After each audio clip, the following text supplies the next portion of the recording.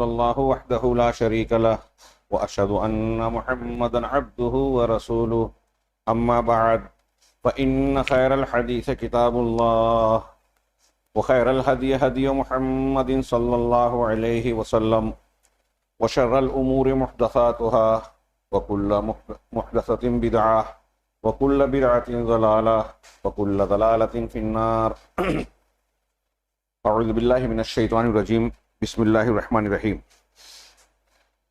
وقال ربکم ادعونی استجب لکم ان الذین یستکبرون عن عبادتی سیدخلون جہنم داخرین۔ محترم حاضرین،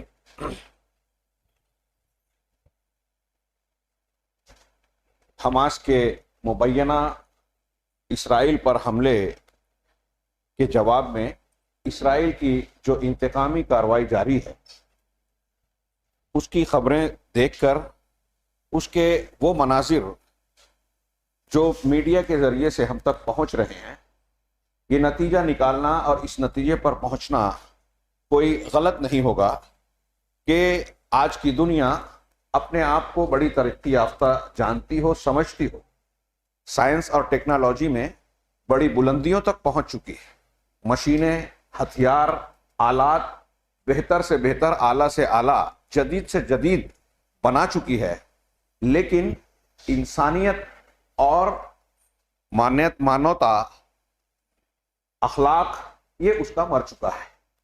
اخلاقی اعتبار سے انسانیت کے معیار پر وہ اپنی تاریخ کے انتہائی پست حالت میں نظر آتی ہے۔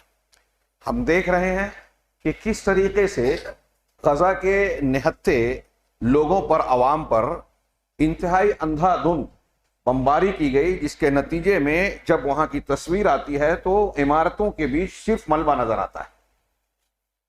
یہ خبریں ہیں، کھلی کھلی دھمکیاں دی گئی اور اس کو عملی جامہ پہنایا گیا کہ غذا بند کر دی گئی، کھانا بند کر دیا گیا، کسی قسم کی کوئی رسد نہیں، دوائیں نہیں، یہاں تک کہ ہاسپٹل اور مریضوں کے جائے پناہ کو بھی نشانہ بنایا گیا، اسکولوں کو بھی نشانہ بنایا گیا، کئی 100 بچے، بوڑھے، عورتیں بموں کا نشانہ بن چکی ہیں۔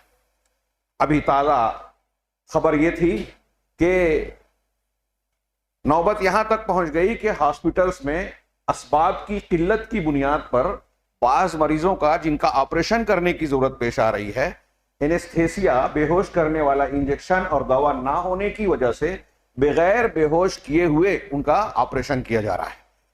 دوائیں اتنی کم ہیں کہ مریضوں میں یہ دیکھا جاتا ہے کہ کس کو زیادہ تکلیف ہے، زیادہ ضرورت ہے، اس کو دوا دی جائے، جس کو کم ضرورت ہے اس کو نظر انداز کر دیا جائے۔ پانی کے قطروں کو بہت ساری لوگوں کی تعداد جو ہے ترس رہی ہے، بہت سارے لوگوں کو 24 گھنٹے میں صرف 1 لیٹر پانی مل رہا ہے، کچھ لوگوں کو کچھ زیادہ سمندر کا کھارا پانی اور کیچڑ ملا ہوا گدلا پانی پینے پر مجبور ہے۔ ابھی تازہ خبر یہ ہے کہ لوگوں کے دباؤ میں جب رسد پہنچانے یا امدادی سامان پہنچانے کی بات کی گئی کہ مصر کا راستہ کھولا جائے تو وہاں سے ایک دن میں صرف 20 ٹرک بھیجے جائیں، جبکہ تجزیہ نگاروں کا کہنا یہ ہے کہ صورتحال یہ ہے کہ ایک دن میں کم سے کم 100 ٹرک امدادی سامان کی ضرورت ہے۔ 100 ٹرکوں پر لدا ہوا سامان کسی قدر کفایت کرے گا، 20 ٹرک کی اجازت دی گئی۔ یہ سارے مناظر ہم دیکھ رہے ہیں اور اس کی بنیاد پر مسلمان ہی نہیں، دنیا کا ہر درد مند انسان جس کی انسانیت زندہ ہے، جس کے آنکھ اور دماغ پر نفرت اور تعصب کا، مذہبی تعصب کا پردہ نہ چڑھا ہو، وہ اس کا دل پھٹ رہا ہے۔ جہاں ہم یہ دیکھ رہے ہیں کہ یہ بموں کی اور ہتھیاروں کی ایک جنگ جاری ہے، نہتوں کو نشانہ بنایا جا رہا ہے، کون سی بہادری، بہانے بہت کیے جاتے ہیں۔ یہی وجہ ہے کہ ان ہتھیاروں کی جنگ کے ساتھ میڈیا میں بھی جنگ جاری ہے۔ ظالم اپنے آپ کو حق بجانب ثابت کرنے کے لیے بہت سارے عذر پیش کرتا ہے، اپنے آپ کو مظلوم بنا کر پیش کرتا ہے، اور دنیا کی اکثریت، میڈیا کا اکثر بیشتر حصہ بھی اس جنگ میں ظالم کے ہی ساتھ کھڑا نظر آتا ہے۔ اسی لیے ہم یہ کہہ رہے ہیں کہ آج ترقی بہت ہو چکی ہے لیکن انسانیت مر چکی ہے۔ لوگ مذہب کا نام لیتے ہیں، لیکن مذہب کی وہ تعلیمات جس کی دہائی دی جاتی ہے کہ ہر مذہب اچھی باتیں سکھاتا ہے، ہاں انسانیت سکھاتا ہے، وہ چیزیں نظر نہیں آتی، وہ صرف دعوے کی شکل میں نظر آتا ہے۔ اور اگر گہرائی میں جائیں تو جس مذہب کے لوگ انتقامی کارروائی کر رہے ہیں یہودی، ان کی مذہبی کتاب کو اگر آپ جانچ پڑتال کریں گے تو معلوم یہ ہوگا کہ وہاں صاف صاف یہ لکھا ہوا ہے کہ غیر یہودی کو جان سے مار دینا ان کے یہاں اللہ کی قربت کا ذریعہ ہے۔ صرف مسلمان نہیں، یہ وہ عیسائی جو ان کا ساتھ دے رہے ہیں، وہ غیر مسلم ہمارے ملک کے جو ان کی ہمدردی کا مظاہرہ کر رہے ہیں، مسلم نفرت کے رد عمل میں ان کی حمایت کر رہے ہیں، ان کی حمایت میں جلسے جلوس کر رہے ہیں، بیانات دے رہے ہیں، اور فلسطین کی حمایت کرنے والوں کو مجرم کی طرح پیش کر رہے ہیں، دہشت گردوں کی کا ساتھ دینے والے۔ اب ایک نہتے عوام پر حملہ کیا جا رہا ہے، کیا اس کو کوئی جائز قرار دے گا؟ یہ دہشت گردی کی حمایت کہلائے گی ان کے حق میں بولنا؟ جبکہ خود اسرائیل کے اندر بعض اخبارات اور بعض شخصیات غزہ پر اندھا دھند بمباری اور وحشیانہ بربریت کو ناجائز قرار دے رہے ہیں، ظلم اور زیادتی قرار دے رہے ہیں۔ کتنی حیرت کی بات ہے، بعض خبر رساں ایجنسیاں یہ بتا رہی ہیں۔ یہ سارے معاملات ہم دیکھ رہے ہیں، اور مقابل میں ہاں یہ ایک ظلم کی بات ہے، ایک طرف ظالمانہ کارروائیاں ہو رہی ہے، دوسری طرف جن کو اسلامی لشکر یا مجاہدین یا اسرائیل کے دشمن کے طور پر پیش کیا جا رہا ہے۔ جب ہم اس کی پڑتال کرتے ہیں تو یہ نظر آتا ہے کہ وہاں بھی عقیدہ ٹھیک ٹھاک نہیں ہے۔ وہ یہ کہتے ہیں کہ ہماری یہودیوں سے جنگ جو ہے وہ عقیدے کی نہیں ہے، زمین کی ہے، وطن کی ہے۔ ان کے یہاں دعوے بہت ہیں اسلام پسندی کے، لیکن وہ کہتے ہیں کہ جمہوریت چل جائے گی۔ ان کے یہاں کمیونسٹوں کو قبول کیا جاتا ہے، اس تنظیم میں دروز اور باطنی فرقے کے لوگ ایجنٹ کے طور پر کام کرتے ہیں۔ وہاں روافض اور شیعوں سے دوستی ہے، سلفیوں اور صحیح عقیدے اور منہج والوں سے دشمنی پائی جاتی ہے۔ 70 کی دہائی سے ایران حماس کی مدد کر رہا ہے۔ حماس کے بیانات میں انشاءاللہ رات کے خطاب میں کچھ باتیں عرض کرنا چاہتا ہوں۔ خطبہ جمعہ کا وقت تنگ ہوتا ہے، اصل موضوع میرا یہ نہیں ہے۔ اس پورے قضیے میں مسئلے میں ہم یہ دیکھ رہے ہیں کہ پوری دنیا میں، عالم اسلام میں زیادہ زور دیا جاتا ہے اس بات پر کہ ان کی امداد کی جائے، رسد پہنچائی جائے، ہاں، اور زیادہ سے زیادہ ہم یہ کہہ سکتے ہیں جو صحیح بھی ہے کہ دعا کی جائے۔ بالکل صحیح بات ہے، ان چیزوں کی ضرورت ہے، ان چیزوں کو پہنچانا انسانیت کا، دین کا تقاضا ہے، فریضہ ہے۔ لیکن کیا مسلمانوں کا اصل قضیہ یہی ہے؟ ہمارا اصل مسئلہ یہی ہے کہ ہم آج فلسطین پر آنسو بہائیں، اس کے لیے امدادی اور تعاون کی بات کریں، دعاؤں کی بات کریں؟ اس سے پہلے افغانستان پر رو چکے، عراق پر رو چکے، صومالیہ میں رو چکے، اور مختلف ملکوں میں ہر تھوڑے دن کے بعد ایسے معاملات پیش آتے ہیں۔ کیا ہمارے مسائل کا حل یہی ہے کہ جب کوئی حملہ ہو جائے، مسلمان پر افتاد پڑ جائے، مصیبت میں گھر جائے، اس وقت آنسو بہا دیویں، کچھ ہمدردی کے بول لیویں، ظالم کی ظالمانہ کارروائیوں کا تھوڑا سا تذکرہ کر دیں، اس کی مذمت کر دیں، میمورنڈم احتجاج کر لیں، اور کچھ زیادہ سے زیادہ ہمارے ہاں جو کارروائیاں ہوتی ہیں کہ ان کی مصنوعات کا بائیکاٹ کیا جائے، ان کے تعلق سے یہ کیا جائے، وہ کیا جائے؟ کیا یہ مسائل کا حل ہے؟ کیا یہ ہمارا اصل قضیہ ہے؟ میں آج کے خطبے میں دعاؤں سے متعلق صرف گفتگو کرنا چاہتا تھا، لیکن سفر میں آتے ہوئے ہمارے ایک رفیق مکرم سعودی عرب سے انہوں نے واٹس ایپ پر مجھے جو ہے ایک کتابچہ بھیجا، شیخ محمد سعید رسلان کا، بڑا پیارا، اس کا کچھ حصہ ابتدائی میں نے پڑھا، بہت پیارا لگا، اور دل چاہ رہا ہے کہ اسی تناظر میں ان کی کچھ باتیں پیش کر کے اپنے موضوع پر آؤں۔ انہوں نے تذکرہ کیا کہ فلسطین کے سابق ایک مفتی صاحب شیخ محمد امین حسینی، وہ ایک لقاء میں کچھ فلسطینیوں کے ساتھ اکٹھا ہوئے، ملاقات ہوئی ان سے، ان کے ہم وطنوں کے ساتھ۔ اسی مجلس میں جو فلسطین کے سابق مفتی ہیں، اسی مجلس میں ان سے سوال کیا گیا کہ متى نعود الى فلسطین، ہاں ہم فلسطین کب لوٹیں؟ کتابچے کا نام ہے متى يعود الینا فلسطین۔ ہاں اسی سے پہلا جملہ یہ نکالا کہ متى نعود الى فلسطین، فلسطینی پوچھ رہے ہیں جو در بدر بھٹک رہے ہیں، جلا وطن کے جیسا غریب الدیاری کی زندگی گزار رہے ہیں، فلسطین سے باہر ہیں، انہوں نے سوال کیا اپنے مفتی صاحب سے کہ ہم فلسطین کب لوٹیں گے؟ ہماری اس دربدری اور غریب الدیاری کی انتہا کب ہوگی؟ تو انہوں نے بڑا پیارا برجستہ جواب دیا. انہوں نے کہا کیا ہے تعودون الی اللہ عادت کیا ہے تعودون الی فلسطین. جب تم اللہ کی طرف پلٹو گے تو تم فلسطین کی طرف بھی پلٹو گے.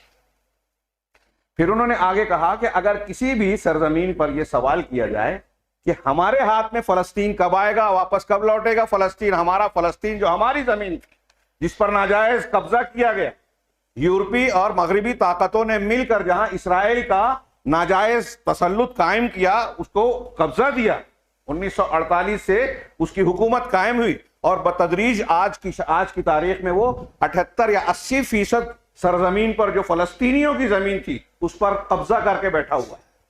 اور اصل فلسطینی غزہ اور مغربی کنارے کے 20-22% پر سمٹ گئے ہیں اور وہاں سے بھی اب خالی کیا جا رہا ہے غزہ سے.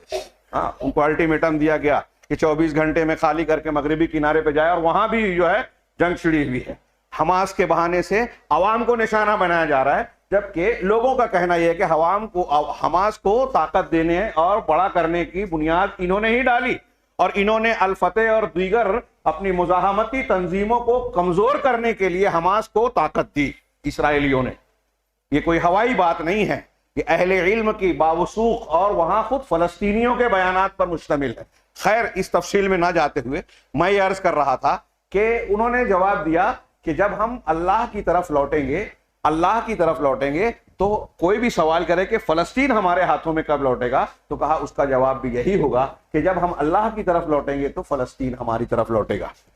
اس بات کی تائید کرتے ہوئے شیخ نے، میں اپنے الفاظ میں بیان کر رہا ہوں، 2-3 روایتوں کا جو ذکر کیا اور قرآن کی آیت کا. پہلی روایت ابو داؤد اور بعض کتابوں کی، جس کو علامہ البانی نے صحیح کہا ہے اور آپ بہت مرتبہ سن چکے ہیں، کہ اللہ کے رسول صلی اللہ علیہ وسلم نے فرمایا، حضرت ثوبان سے روایت ہے، تداعی علیکم الامم کما تداعی الاکلۃ علی قصعتها، کہ تم پر امتیں اس طرح ٹوٹ پڑے گی جیسے بھوکے لوگ دسترخوان پر ٹوٹ پڑتے ہیں.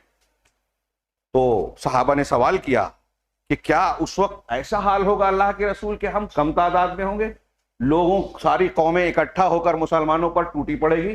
کہا نہیں، اس وقت تمہاری تعداد بڑی کثیر ہوگی. بعض روایتوں میں ہے کہ سمندر کے جھاگ کی طرح بہت زیادہ تعداد ہوگی، لیکن اللہ تبارک و تعالیٰ دشمنوں کے دلوں سے تمہاری ہیبت نکال دے گا. دشمنوں کی نظر میں تمہاری کوئی ہیبت، کوئی وقار، عزت اور قوت نہیں رہے گی، اور تمہارے دلوں میں وہن پیدا ہو جائے گا. اللہ کے رسول صلی اللہ علیہ وسلم سے پوچھا گیا کہ وہن کیا چیز ہے؟ کہا حب الدنیا و کراہیت الموت، دنیا کی محبت اور موت کی ناپسندیدگی. یہ مرض بتایا. یہ ایک جملہ اللہ کے نبی صلی اللہ علیہ وسلم کا، 2 جملہ، کہ محبت کرنا دنیا سے، زندگی سے، اور موت کو ناپسند کرنا، یہ پوری ہماری خرابیوں کا ایک عنوان ہے جس کے ضمن میں پورا ایک مضمون پیش کیا جا سکتا ہے. آخرت کو بھول جانا، اللہ رب العالمین اور اس کے دین کو فراموش کر دینے سے یہ صفت پیدا ہوتی ہے، حب الدنیا و کراہیت الموت.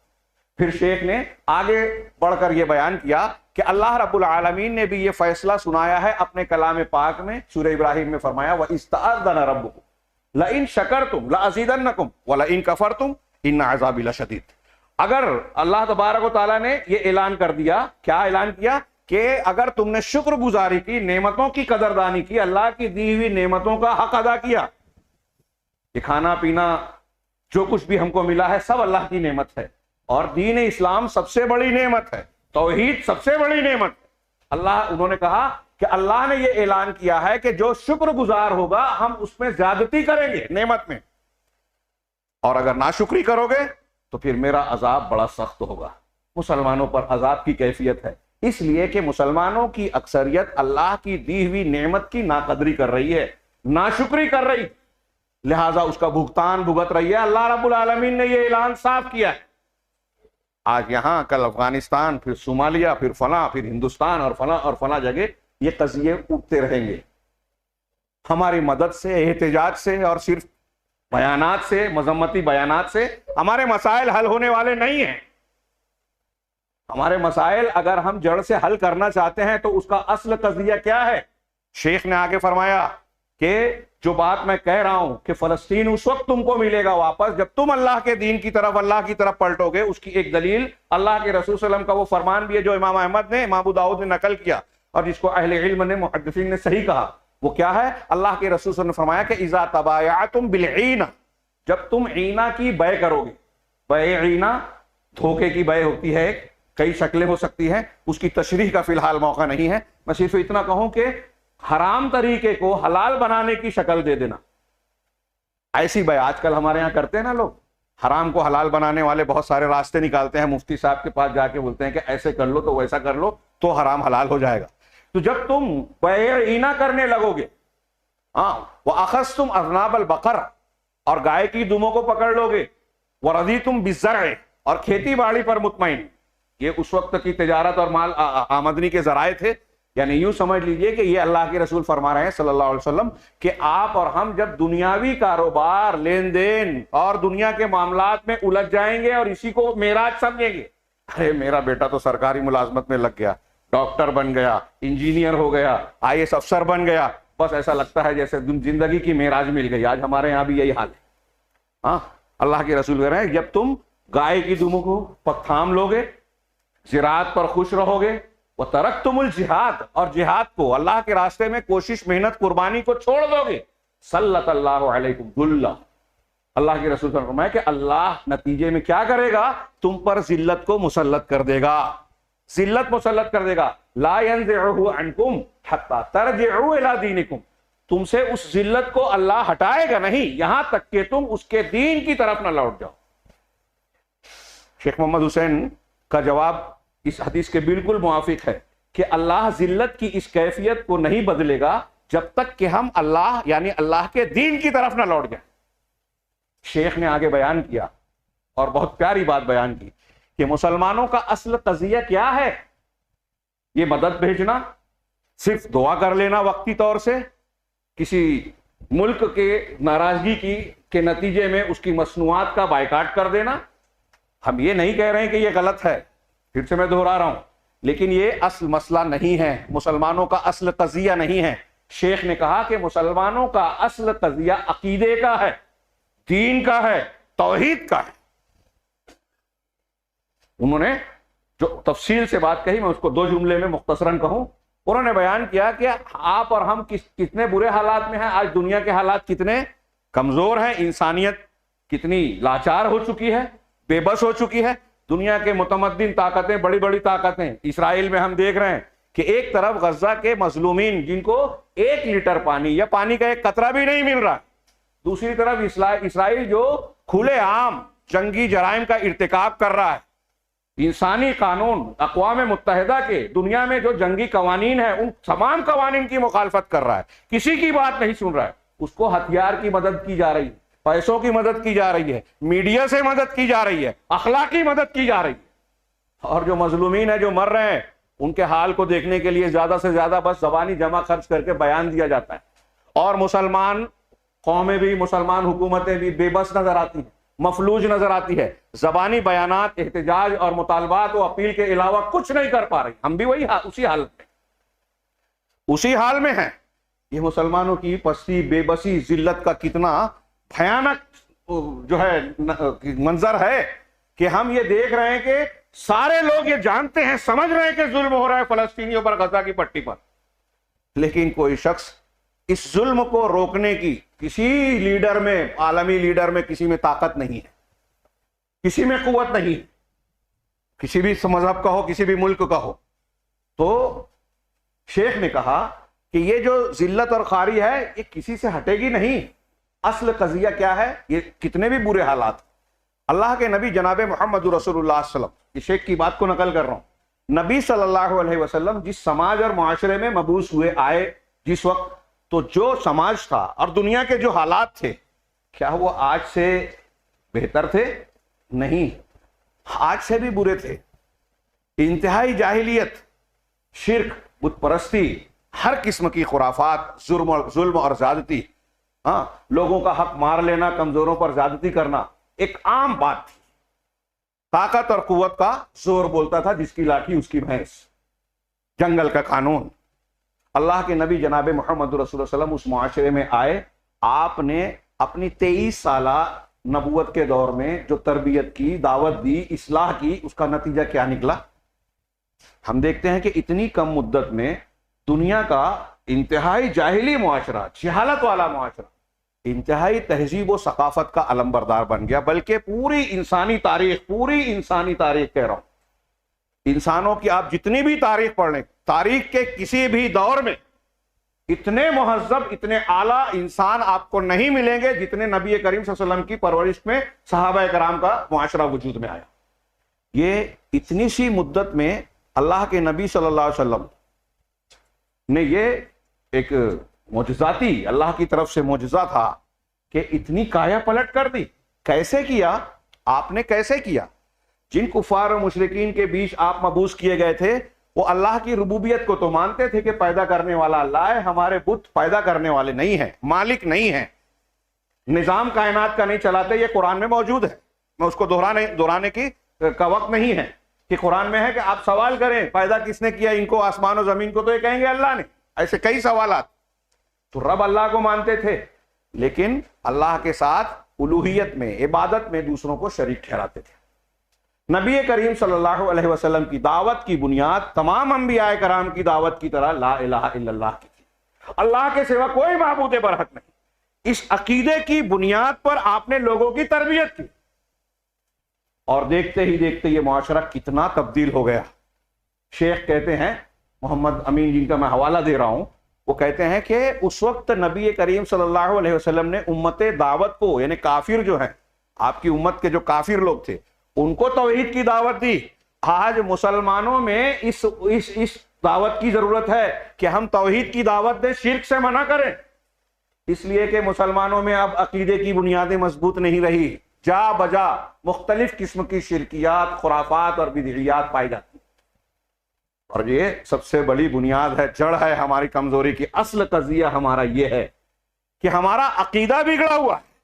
اب جن کو آپ اور ہم اسرائیلیوں کے مقابل کے مجاہدین کہہ رہے ہیں، حماس کے لوگ، معاف کیجئے گا، بہت سے لوگوں کو برا لگ رہا ہے اسرائیل کی مذمت میں، لیکن آپ منبر رسول سے پوری ذمہ داری کے ساتھ کہہ رہا ہوں، یہ بھی انصاف کا تقاضا ہے کہ سچائیاں پیش کی جائے، جانتے ہوئے خاموش نہ رہا جائے، کہ آپ جب پڑتال کریں گے تو ان کا عقیدہ خود بگڑا ہوا ہے۔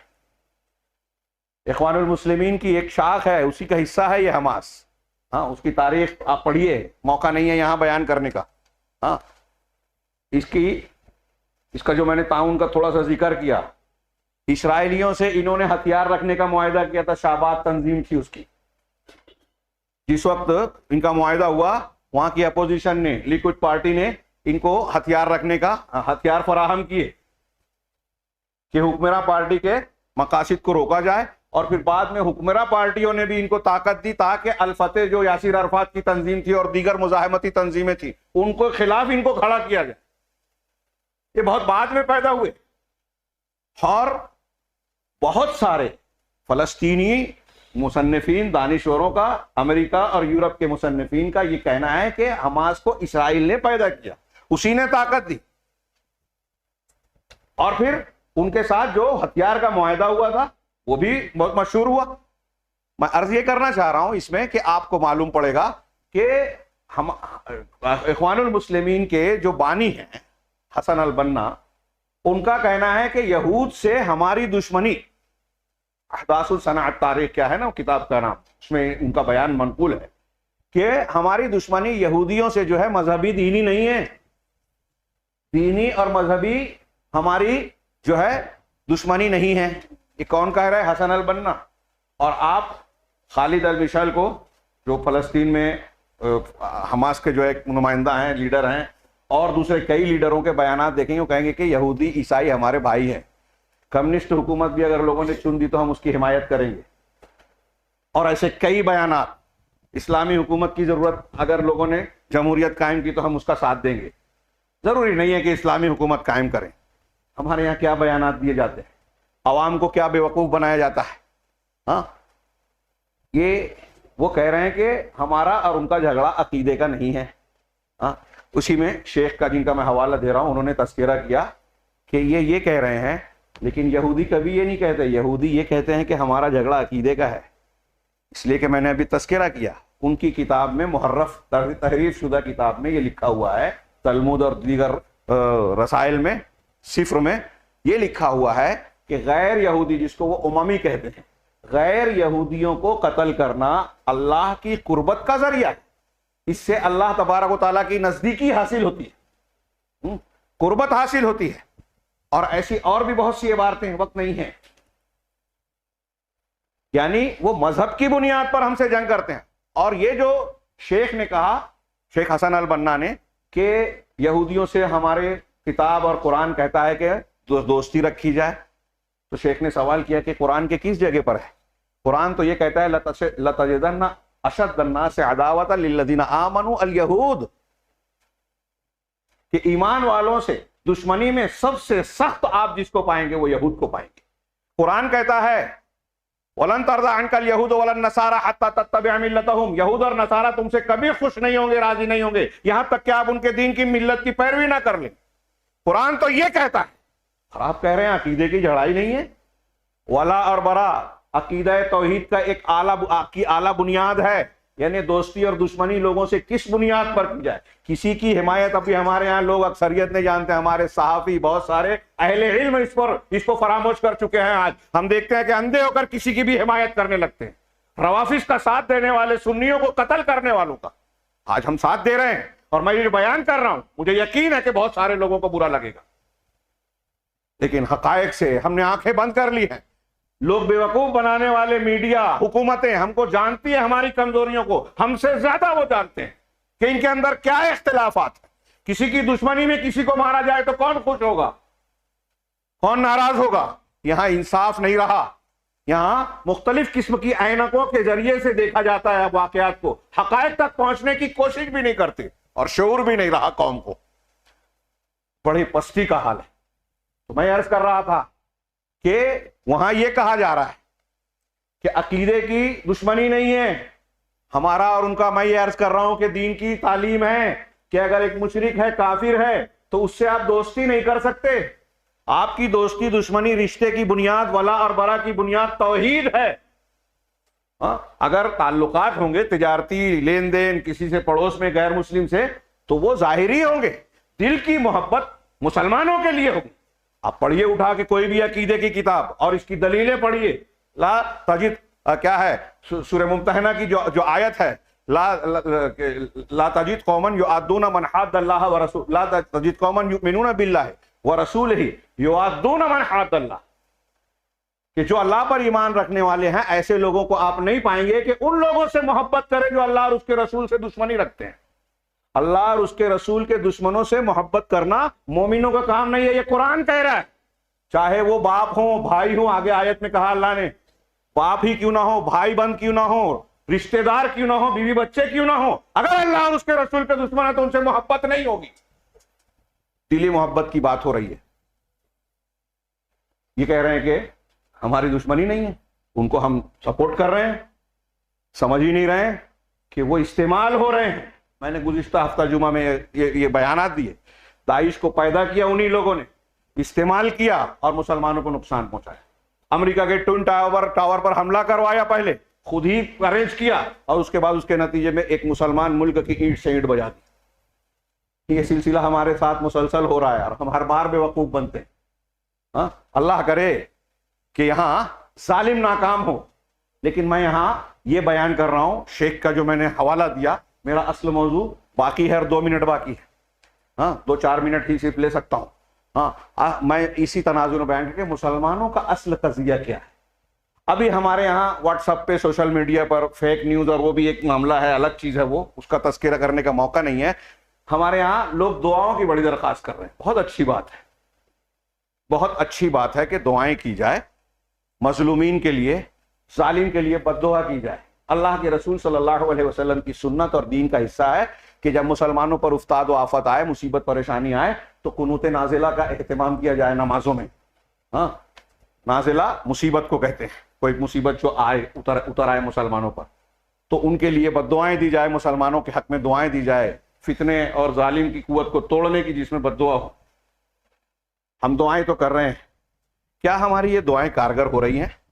آج کے خطبے میں میں یہ بیان کرنا چاہتا تھا لیکن موقع نہیں ہے، صرف اشارہ ہی کر پاؤں گا کہ دعاؤں کے تعلق سے بھی ہم یہ تو کہتے ہیں دعا کرو، لیکن دعا کے آداب، دعا کے احکام، دعا کے قبول ہونے کی شرطیں کیا ہیں؟ آپ دعا کر رہے ہیں، کون سی چیزیں ہیں جو آپ کی دعا کے قبول ہونے میں رکاوٹ بنتی ہیں؟ یہ قرآن و حدیث میں بالکل واضح اور صاف بیان کیا گیا۔ یہاں بھی ہم ان چیزوں کو نہیں چھیڑتے۔ ہمارے یہاں مزاج بن گیا صرف فضیلت دیکھیے، صرف ظاہر دیکھیے، اس کی بنیادوں کو نہیں دیکھا جاتا۔ نماز پڑھنا ہے، کیسے پڑھنا ہے اس پر توجہ نہیں ہے، سیکھنے کی فرصت بھی نہیں ہے لوگوں کو۔ اللہ کے رسول نے صرف یہ نہیں کہا نماز پڑھو، کہا سلو کما رأیتمونی اصلی، نماز ویسے پڑھو جیسے مجھے دیکھا۔ آپ کی نماز اللہ کے نے بتائی ہے، جبرائیل کو بھیج کر بتائی ہے، کوئی مذاق نہیں ہے۔ ہم اس کو مذاق اڑائیں، مسلک کے نام پر اللہ کے رسول سے ثابت شدہ طریقے کا رد کر دیں، کون سے مسلمان ہیں؟ یہی ہمارا رویہ ہر جگہ ہے۔ تو میں عرض کر رہا تھا، موقع نہیں ہے، صرف اشارہ ہی کر پاؤں گا۔ میرے ہاتھ میں جو کاغذ ہے اس سلسلے کی دلیلیں ہیں کہ دعا کے قبولیت کی کچھ شرطیں ہیں، قبول نہ ہونے کی کچھ اسباب ہیں۔ قبولیت کے لیے بندہ، اس بندے کی دعا زیادہ قبول ہوگی جو ایمان میں زیادہ بہتر ہو۔ وَإِذَا سَأَلَكَ عِبَادِي أَنِّي فَإِنِّي قَرِيبٌ أُجِيبُ دَعْوَةَ الدَّاعِ إِذَا دَعَانِ فَلْيَسْتَجِيبُوا لِي وَلْيُؤْمِنُوا بِي لَعَلَّهُمْ يَرْشُدُونَ۔ کہ جب بندہ میرے بارے میں پوچھے تو کہہ دو کہ میں قریب ہوں، مطلب علم سے، مدد سے۔ اللہ کی ذات عرش پر ہے، اللہ کی ذات ہر جگہ نہیں ہے جیسا کہ کچھ لوگوں کا غلط عقیدہ ہے۔ میں قریب ہوں، جب کوئی دعا کرنے والا دعا کرتا ہے تو میں اس کو قبول کرتا ہوں، جواب دیتا ہوں۔ لہٰذا لوگوں کو چاہیے کہ میری فَلْيَسْتَجِيبُوا لِي، میری باتوں کو مانیں، اطاعت کریں اور مجھ پر ایمان لائے، وَلْيُؤْمِنُوا بِي۔ تو لوگوں نے کہا دعا کی قبولیت کی یہ دو شرطیں ہیں، اللہ کے دین پر عمل کرنا اور اس پر ایمان رکھنا۔ یہ ایک دو بتایا۔ اسی طرح صحیح مسلم کی ایک لمبی حدیث ہے، اللہ کے رسول صلی اللہ علیہ وسلم نے فرمایا کہ اللہ نے اپنے لوگوں کو وہی حکم دیا جو انبیاء کو دیا۔ انبیاء کو حکم دیا کہ یا ایھا الرسول کلوا من طیبات ما رزقناکم، کہ اے رسولو جو میں نے تم کو عطا کیا ہے، نعمتیں دی ہیں، اس میں طیب، پاکیزہ، حلال چیزیں کھاؤ۔ اور یہی حکم انسانوں کو بھی دیا، قرآن کی وہ آیت بھی پیش کی جس میں کہا کہ اے لوگوں تم حلال چیزیں، طیب چیزیں کھاؤ اور اللہ کا شکر گزار بنو، حلال کھاؤ۔ پھر اس کے بعد اللہ کے رسول صلی اللہ علیہ وسلم نے کہا کہ ایک آدمی لمبا سفر کرتا ہے، یطیل السفر، اشعث اغبر، غبار آلود حالت میں، پھٹے حال ہے، سفر کی حالت میں ہے۔ حدیثوں میں ہے کہ مسافر کی دعا اللہ قبول کرتا ہے۔ جن لوگوں کی دعا قبول ہوتی ہے ان میں ایک مسافر بھی ہے، گھر بار سے دور ہے۔ اسی طرح اگر کوئی پراگندہ حال ہے، پریشان حال ہے اور پریشانی کی حالت میں رب کے سامنے ہاتھ اٹھا کر دعا مانگتا ہے تو اللہ عام حالات میں بھی دعا کرنے والے کے ہاتھ کو خالی لوٹانے سے شرماتا ہے، جیسا کہ حدیث ہے، لیکن اس بندے کی اور زیادہ قبول کرتا ہے جو پریشان حال ہے، غبار آلود ہے۔ لیکن ایک آدمی سفر میں ہے، غبار آلود ہے، ہاتھ اٹھاتا ہے، کہتا ہے رب رب رب، پروردگار، اللہ پروردگار مجھے یہ دے دے، یہ دے دے، یہ دے دے۔ لیکن اللہ کے رسول نے فرمایا ملبسہ حرام، مطعمہ حرام، وغذی بالحرام فانا یستجاب لہ، اس کا کھانا حرام کا ہے، کپڑا حرام کا ہے، حرام کی غذا استعمال کر رہا ہے تو اس کی دعا کہاں سے قبول کی جائے گی؟ اس کی اور بھی دلیلیں ہیں، میں صرف ایک دلیل پر اکتفا کر رہا ہوں فی الحال، کہ حرام کھاتا ہے، حرام پہنتا ہے، اس کی دعا کہاں سے قبول کی جائے گی؟ اب ہم دعائیں کر رہے ہیں، قنوت نازلہ پڑھ رہے ہیں، دیکھیے کہ قبول ہو رہی ہے کیا؟ مسلمانوں پر ہر طرف سے مصیبتیں ٹوٹ رہی ہے، ہمارے ملک میں بھی ہمارے خلاف قانون بن رہا ہے، ہمارے گھروں پر بلڈوزر چل رہا ہے، ہمارے ساتھ سختیاں برتی جاتی ہے، کھلونے کی طرح استعمال کیا جاتا ہے، جان مال عزت و آبرو محفوظ نہیں ہے، لیڈران اور بڑی بڑی شخصیات نشانہ آرام سے بنائے جا رہے ہیں۔ آج بڑے بڑے لیڈر بن رہے ہیں تو ہمارے مسلمان تو ویسے ہی بے قوت مانے جاتے ہیں۔ اب اس سلسلے میں ہم دعا کرتے ہیں، ہماری مائیں بہنیں گھروں میں دعائیں کرتی ہیں، ہمیں لگتا ہے کچھ لوگ شکایت کرتے ہیں سوشل میڈیا پہ کہ گھر توڑے جا رہے ہیں، مصیبتیں آ رہی ہیں، بم برسائے جا رہے ہیں مسلمانوں پہ، اللہ کی مدد کہاں ہے؟ ان کا جواب شیخ محمد امین کی زبان میں کہ تم اللہ کے دین کی طرف پلٹو، اللہ تمہارے ساتھ ہوگا۔ تم ایسے بننے کو تیار ہی نہیں ہوگا جو اللہ تمہاری دعا قبول کرے۔ سودی لین دین کرنے والا توبہ کرنے کو تیار نہیں ہے، بے ایمانی کرنے والا، بہن اور بیٹی کا حق مارنے والا اپنا ان کا حق دینے کے لیے تیار نہیں ہے، آپ کی دعا کیسے قبول کرے گا اللہ تعالیٰ؟ صاف اعلان کر چکا ہے۔ اسی طرح صحیحین وغیرہ میں روایتیں موجود ہے کہ اللہ تبارک و تعالیٰ دعا کرنے والے کی دعا کو قبول کرتا ہے جب تک وہ گناہ کا مطالبہ نہ کرے، دعا نہ کرے اور رشتہ نہ کاٹتا ہو۔ مطلب اگر کوئی دعا کرنے والا ایسا ہی دعا مانگ رہا ہے جس میں گناہ ہے، کسی کے حق تلفی ہو رہی ہے، تو قبول نہیں ہوگی۔ اسی طرح اگر اس نے رشتہ کاٹا ہے، بھائی سے، بہن سے، والد سے، والدہ سے، کسی اور سے رشتہ تعلق کاٹ لیا ہے، تعلق جوڑنے کی بجائے کٹ کر لیا ہے، قطع رحمی کیا ہے، تو دعا قبول نہیں ہوتی، دعا قبول نہیں ہوتی۔ اب ہمارے ہاں جو بیٹھے ہیں ہم میں سے ہر شخص اپنے گریبان میں جھانکے ہمارے کتنے رشتہ داروں سے ہمارے قطع تعلق ہے، اور دین اکثر بیشتر کا قطع تعلق بھی ہوتا ہے انا کی بنیاد پر، اس نے میرے ساتھ ایسا کیا، میرے ساتھ ویسا کیا، دین کی بنیاد پر نہیں۔ اللہ کے رسول صلی اللہ علیہ وسلم نے اپنی ذات کے لیے کبھی انتقام نہیں لیا، لیکن دین کے لیے کوئی کچھ کرتا تھا تو آپ ناراض ہوتے تھے۔ آج ہمارے گھروں میں ہم دیکھتے ہیں بچے گناہ کا کام کریں، نماز نہ پڑھیں، ہماری پیشانی پہ بل نہیں آتا، لیکن تھوڑی سی بے ادبی کر دے میں معاف نہیں کریں گے، شادی بیاہ میں نہیں، میت میں شریک نہیں ہوں گے۔